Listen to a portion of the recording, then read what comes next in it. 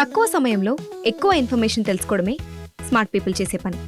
Mega వార్తల్లో మీరు miss అవుతున్న మినీ డీటెయిల్స్ మీకోసం.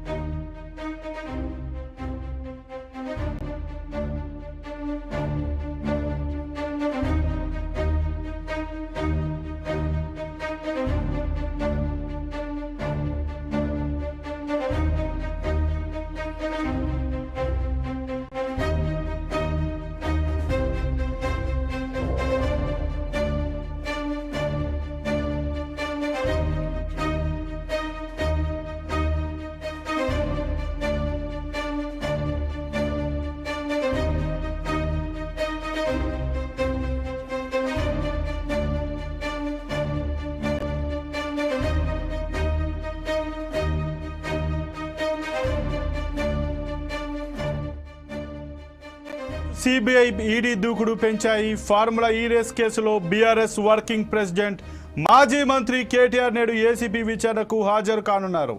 మరోవైపు రేపు ఈడీ విచారించనుంది. ఫార్ములా ఈ రేస్ కేసులో ఈ రెండు సంస్థలు దర్యాప్తు ముమ్మరం చేశాయి. ఏసీబీ నమోదు చేసిన కేసులో కేటీఆర్ ప్రధాన నిందితుడిగా ఉన్న విషయం తెలిసిందే. ఈ క్రమంలో ఉదయం విచారణకు హాజరు కావాలని శుక్రవారం నోటీసులు జారీ చేశాయి. దీంతో విచారణకి కేటీఆర్ వస్తారా లేక సమయం కోరుతారా అనే అంశం ఇప్పుడు చర్చనీయాంశంగా మారింది.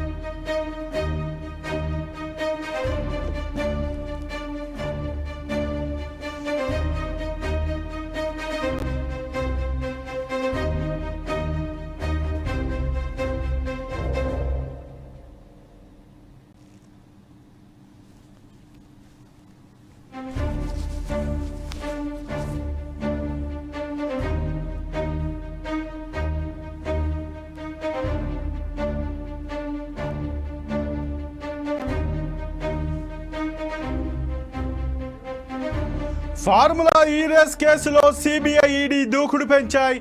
ఫార్ములా ఈ రేస్ కేసులో బీఆర్ఎస్ వర్కింగ్ ప్రెసిడెంట్ మాజీ మంత్రి కేటీఆర్ నేడు ఏసీబీ విచారణకు హాజరు కానున్నారు. మరోవైపు రేపు ఈడీ విచారించనుంది. ఫార్ములా ఈ రేస్ కేసులో ఈ రెండు సంస్థలు దర్యాప్తు ముమ్మరం చేశాయి. ఏసీబీ నమోదు చేసిన కేసులో కేటీఆర్ ప్రధాన నిందితుడిగా ఉన్న విషయం తెలిసిందే. ఈ క్రమంలో ఉదయం విచారణకు హాజరు కావాలని శుక్రవారం నోటీసులు జారీ చేశాయి.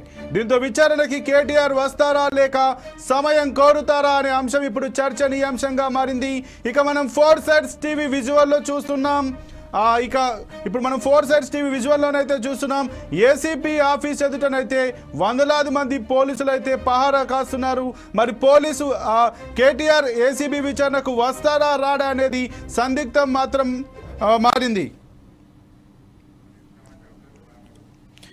ఇక ఈ విషయానికి సంబంధించి మరింత సమాచారం మా ప్రతినిధి రాములు అందిస్తారు. రాములు చెప్పండి, ఈ రోజైతే కేటీఆర్ కు విచారణకు ఉదయం 10 గంటలకు విచారణకు హాజరు కావాలని ఏసీబీ అయితే నోటీసులు జారీ చేసింది.